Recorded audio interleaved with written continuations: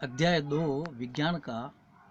क्या हमारे आसपास के पदार्थ शुद्ध है? इस मैटर अराउंड अस प्योर? हम कैसे जान सकते हैं कि बाजार से खरीदा हुआ दूध, घी, मक्खन, नमक, मसाला, मिनरल जल या जूस शुद्ध है? अपन को कैसे मालूम पड़ेगा कि जो भी चीज़ अपन बाजार से खरीदते हैं वो हमेशा शुद्ध होता है? जैसे यहाँ पे चित्र बताया है, शुद्ध नमक, शुद्ध घी। क्या आपको कभी इन खाने वाले पदार्थों के डिब्बों के ऊपर लिखे शुद्ध शब्द पर ध्यान दिया है? एक साधारण व्यक्ति के लिए शुद्ध का अर्थ होता है कि पदार्थ में कोई मिलावट न हो। साधारण जो व्यक्ति जो होता है उसके लिए शुद्ध का मतलब है कि उसके अंदर उस पदार्थ के साथ में कोई भी दूसरा पदार्थ जो है वो मिश्रण नहीं होना चाहिए। लेकिन वैज्ञानिकों के लिए सभी वस्तुएं विभिन्न पदार्थों के लिए दूध जैसे पदार्थों के मिश्रण है। वैज्ञानिकों के अनुसार ये सब शुद्ध नमक है, ये क्या कह सकते हैं अपन, जो भी अपन बाजार से चीज़ लाते हैं वो सब जो है मिश्रण है, शुद्ध नहीं है। उदाहरण के लिए जैसे दूध है, दूध के अंदर अपन कह सकते हैं कि दूध एक प्रकार का शुद्ध पदार्थ है, लेकिन वास्तव में विज्ञान की दृष्टि से दूध भी जो है शुद्ध नहीं है। क्यों? क्योंकि दूध के अंदर कई पदार्थों का ये मिश्रण होता है। जैसे दूध के अंदर जल भी पाया जाता है, वसा भी होती है, प्रोटीन भी होती है, आदि का ये मिश्रण है। जब एक वैज्ञानिक किसी पदार्थ को शुद्ध कहता है तो इसका मतलब क्या है? जैसे विज्ञान किसी को शुद्ध कह रही है, वैज्ञानिक कोई किसी पदार्थ को शुद्ध कह रहे हैं, तो कहने का मतलब कि उस पदार्थ में सभी कण समान रासायनिक प्रकृति के होते हैं। जैसे जल, तो जल के अंदर 100% शुद्ध पानी होना चाहिए, उसके अंदर कोई दूसरी पदार्थ मिक्स नहीं होना चाहिए। जल अगर प्योर है, अशुद्ध जल है, तो वो एक प्रकार का शुद्ध है। क्यों? क्योंकि जल के अंदर जितने भी कण होंगे सब की रासायनिक प्रकृति एक जैसी होगी। अतः जब किसी पदार्थ में कणों की रासायनिक प्रकृति, सभी कणों की रासायनिक प्रकृति एक जैसी होती है, तो वो पदार्थ शुद्ध कहलाता है। अब हम अपने चारों ओर देखते हैं तो पाते हैं कि सभी पदार्थ दो या दो से अधिक शुद्ध अवयवों के मिलने से बने। कई बार अपन देखते हैं कि जो पदार्थ अपन देखते हैं वो दो या तीन, उससे ज़्यादा जो है शुद्ध अवयव जो होते हैं उसके मिश्रण से बने हुए होते हैं। जैसे कि समुद्र का जल, ये शुद्ध पदार्थ नहीं है। क्यों? क्योंकि ये शुद्ध नमक और जल का एक प्रकार से मिश्रण है और कई प्रकार के लवणों का मिश्रण है, इसलिए ये एक प्रकार का मिश्रण है, ये शुद्ध पदार्थ नहीं आएगा। खनिज, कई खनिज जो है उसमें एक ही नहीं होता है, एक ही पदार्थ नहीं होता है, कई खनिज जो है मिश्रण से बनते हैं। मिट्टी आदि सभी जो है मिश्रण है, क्योंकि मिट्टी में वायु भी होता है, जल भी होता है, मिट्टी में अलग अलग प्रकार के खनिज भी होते हैं, इसलिए मिट्टी भी एक प्रकार के अवयव से, कणों से नहीं बनी है, अलग अलग प्रकार के कणों से बनी है, इसलिए मिट्टी भी मिश्रण है। मिश्रण क्या है? मिश्रण जिसे पदार्थ कहा जाता है एक या एक से अधिक शुद्ध तत्वों अथवा यौगिकों से मिलकर बना होता है। जिसे अपन मिश्रण कहते हैं वो एक या एक से ज़्यादा या तो तत्वों से, शुद्ध तत्व या यौगिक जो है उनसे मिल करके बना हुआ होता है। किसी पदार्थ को अन्य प्रकार के तत्वों में भौतिक प्रक्रम के द्वारा अलग किया जा सकता है। अपन जानते हैं कि जल में घुले हुए सोडियम क्लोराइड को पानी में जैसे नमक घुला हुआ है, तो अपन उसको वाष्पीकरण या आसवन विधि द्वारा जल से अलग कर सकते हैं। पानी पानी उड़ जाएगा और पीछे जो है सोडियम क्लोराइड बच जाएगा, नमक जो है वो बच जाएगा। इस विधि को वाष्पीकरण कहते हैं, या तो वाष्प बना के या आसवन विधि से या जल की भाप को ठंडा करके अपन जो है पानी प्राप्त कर सकते हैं। यद्यपि सोडियम क्लोराइड अपने आप में एक पदार्थ है, नमक खुद अपने आप में पदार्थ है। जो नमक, अगर नमक की बात करो तो नमक अपने आप में शुद्ध है, पानी भी शुद्ध है, लेकिन जब ये दोनों मिलते हैं तो ये मिश्रण बन जाता है।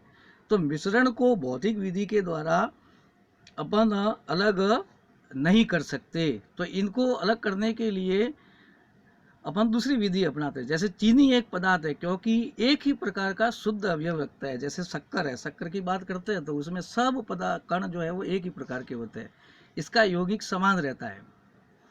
पेय पदार्थ और मिट्टी में एक समान कण नहीं है। जैसे कोई पेय पदार्थ है तो मिट्टी में अपन जैसे कि सोडा वाटर देखते हैं तो सोडा में कई पदार्थों का वो मिश्रण होता है, मिट्टी भी देखते हैं तो अभी मैंने बात करी कि उसमें वायु भी होता है, जल भी होती है, ये जल भी होता है, वायु भी होती है, मिट्टी के अंदर खनिज भी होते हैं, तो घास फूस भी होती है, ह्यूमस भी होता है, तो मिट्टी एक प्रकार से शुद्ध नहीं है। इसी प्रकार से पेय पदार्थ जैसे कोल्ड ड्रिंक्स है, तो वो भी कई पदार्थों का मिश्रण है, वो शुद्ध नहीं है। अतः किसी भी स्रोत से प्राप्त होने वाले किसी एक पदार्थ के अभिलाक्षणिक गुण एक समान होंगे। किसी भी स्रोत से प्राप्त होने वाला कोई भी एक पदार्थ है, जब अभिलाक्षणिक गुण उसके समान हो गए सभी, तो उसको शुद्ध पदार्थ कह सकते हैं। तो मिश्रण में अपन देखेंगे कि एक से अधिक पदार्थ होते हैं, जबकि शुद्ध पदार्थ के सारे कण एक जैसे होते हैं, उनकी प्रकृति एक जैसी होती है, लेकिन मिश्रण के कणों की प्रकृति अलग अलग प्रकार के कणों से वो मिले हुए होते हैं। अब मिश्रण के प्रकार, अवयवों की प्रकृति के अनुसार विभिन्न प्रकार के मिश्रणों का निर्माण होता है। इस तरह मिश्रण के कई प्रकार होते हैं। जैसे अपन कक्षा को अ, ब, स और द समूह में बांटते हैं, 4 समूह में एक कक्षा को।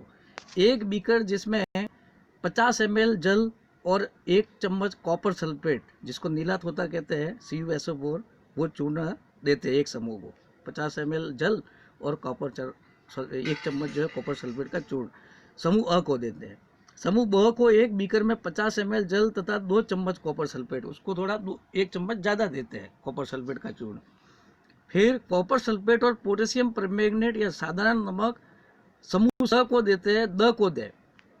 कॉपर सल्फेट और पोटेशियम परमैंगनेट या साधारण नमक, कॉपर सल्फेट के अंदर या तो पोटेशियम परमैंगनेट मिला दो या साधारण नमक मिला दो, वो जो है अपन समूह स और द को देते हैं। दोनों को अवयवों की पृथक पृथक मात्रा, जैसे एक में कॉपर सल्फेट ज़्यादा है तो दूसरे में पोटेशियम परमैंगनेट या नमक ज़्यादा है, ऐसे इस प्रकार का मिश्रण जो अपन चारों स और द समूह को देंगे। अब आगे देखते हैं अपन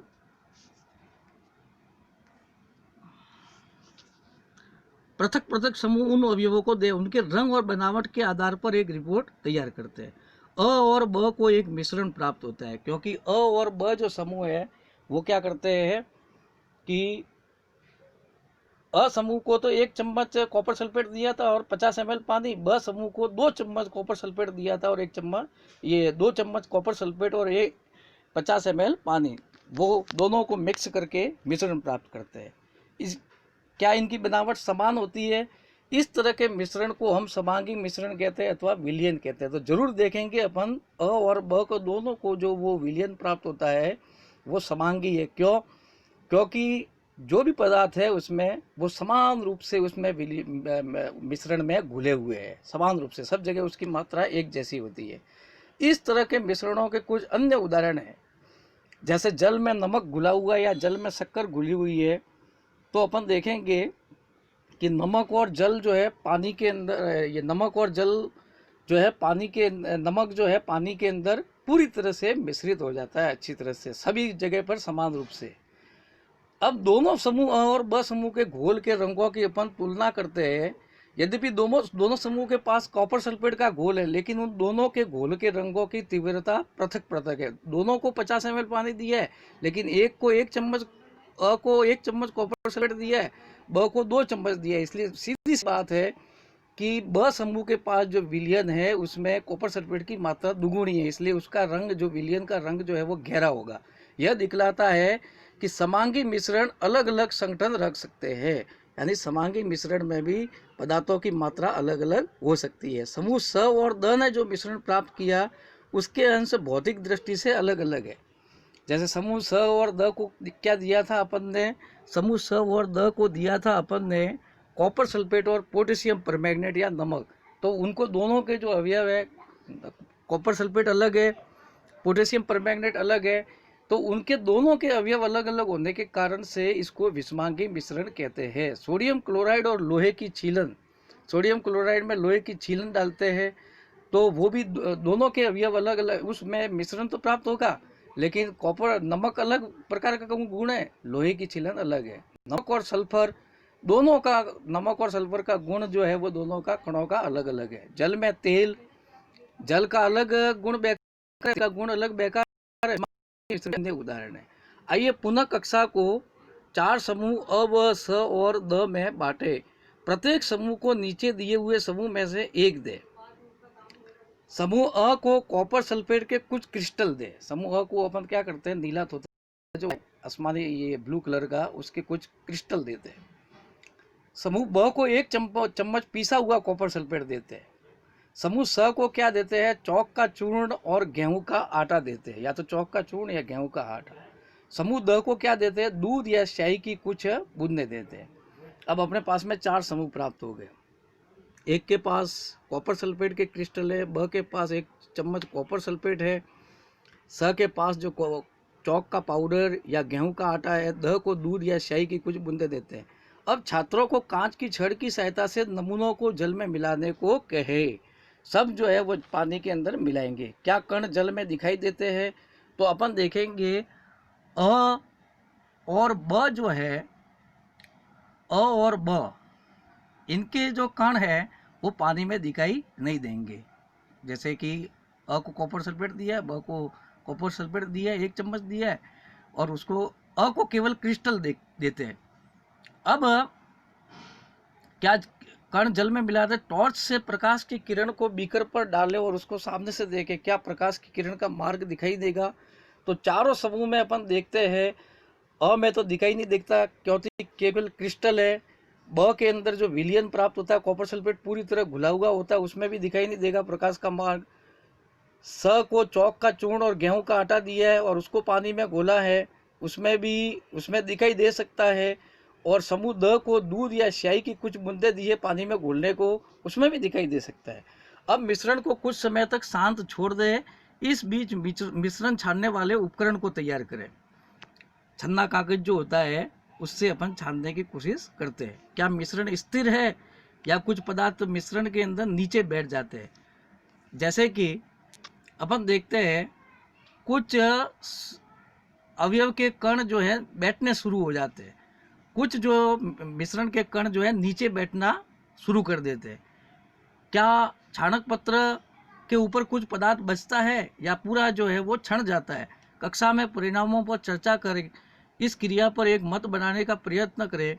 समूह अ और ब जो है एक विलियन पाते हैं, क्योंकि अ क्या करता है, कॉपर सल्फेट के क्रिस्टल को घोलता है। ब क्या करता है, ब जो है अपन देखते हैं कि कॉपर सल्फेट का चूर्ण घोलता है पानी के अंदर, तो वो क्या प्राप्त करते हैं, विलियन प्राप्त करते हैं। समूह स एक निलंबन, क्योंकि उसके कण पानी में अपने को दिखाई देते हैं और प्रकाश का मार्ग दिखाई देता है, तो स एक निलंबन प्राप्त करता है। और समूह द जो है कोलाइड विलियन प्राप्त करता है, जिसमें निलंबन न होके उसमें एक प्रकार से विलियन में वो मिश्रित तो होता है लेकिन अपने को दिखाई नहीं देते, तो उसमें भी प्रकाश का मार्ग दिखाई देते हैं। जैसे ये चित्र दिया है, ये छानक पत्र है छानने का, ये मुड़ा हुआ, इसको 2 भागों में बांट देते हैं और ये कीप नुमा आकार बना देंगे। फिर जो कांच का कीप होता है उसमें ये छानक पत्र जो कीप जैसा बना हुआ है उसमें डाल देंगे और छानते हैं। तो अपन देखते हैं कि अ और ब तो पूरा का पूरा छण जाता है विलियन, जबकि स जो है उसमें कुछ कण जो है छानक पत्र के ऊपर रह जाते हैं। और द जो है, ये जो समूह है वो भी छन जाते हैं। तो इस प्रकार अपन विलियन को पदार्थ को विलियन, निलंबन और कोलाइडी विलियन के बारे में पढ़ेंगे। आगे अपन जो है इनको 3 भागों में बांटते हैं। अब आगे जो है ये आपको होमवर्क करना है कक्षा 9वीं का पाठ नंबर 2 भाग 2 का। जैसे पदार्थ से आप क्या समझते हैं, समांगी और विषमांगी मिश्रण में अंतर बताइए, शुद्ध पदार्थ किसे कहते हैं इसके भी उदाहरण बताना है, मिश्रण किसे कहते हैं उसके भी उदाहरण बताना है। तो ये जो है वो आपको जो है वो इनके जो प्रश्न है जो है हल करने हैं। धन्यवाद।